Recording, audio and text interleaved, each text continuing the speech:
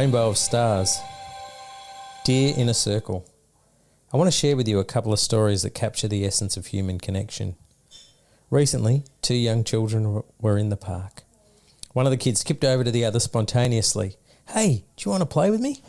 The other one considered the proposition for a moment before responding with a nod, and they started playing together.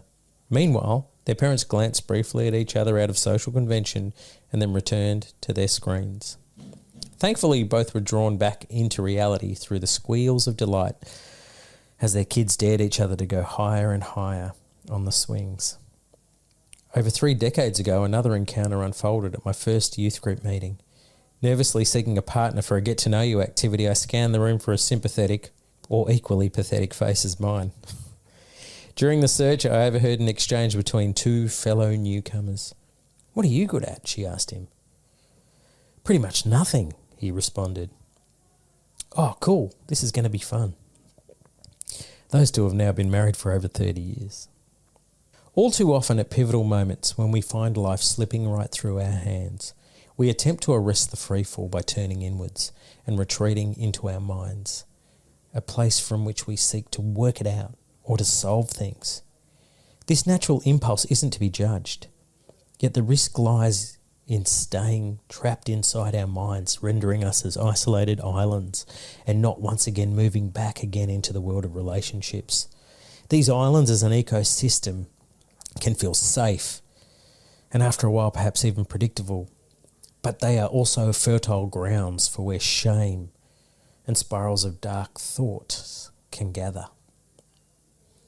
What if instead of locating loneliness as something that lies within us, we located it as something that lies between us? Wouldn't that make us feel less ashamed and more likely to seek healing through connection with others? The world of connections is where healing and direction reside, despite its inherent vulnerability. Over the past year, it's been a privilege to get to know more and more one of our volunteers who joined us to honour her son's life. Recently, she sent me this beautiful message, and with her permission, I'd also like to share it with you now. "Hey John, I volunteered for a shift last Friday where I was warmly welcomed to join a large group that called themselves the Table of Wisdom. Our circle included a beautiful soul who had the most impressive facial tattoos I've ever seen, like a rainbow of stars.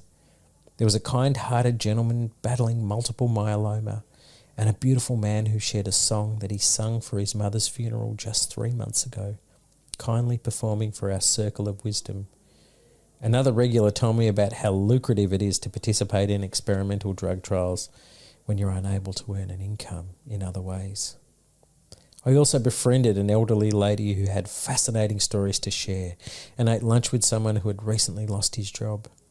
We both spoke about what success really means to us.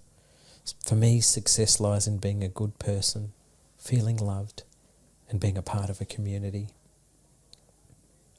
We all need connection and someone to share a meal with. It was a privilege to be invited to join the Table of Wisdom and to share a small part of our stories as part of a community, because there is so much more to all of us than what people see on the outside, even if that is the most colourful of rainbows. Whether it's the innocent play of children or the heartfelt camaraderie of newcomers, life's richness thrives in its genuine connections. It is in these moments of vulnerability and togetherness that we find healing, growth, and a sense of belonging. Thank you for being a part of our inner circle.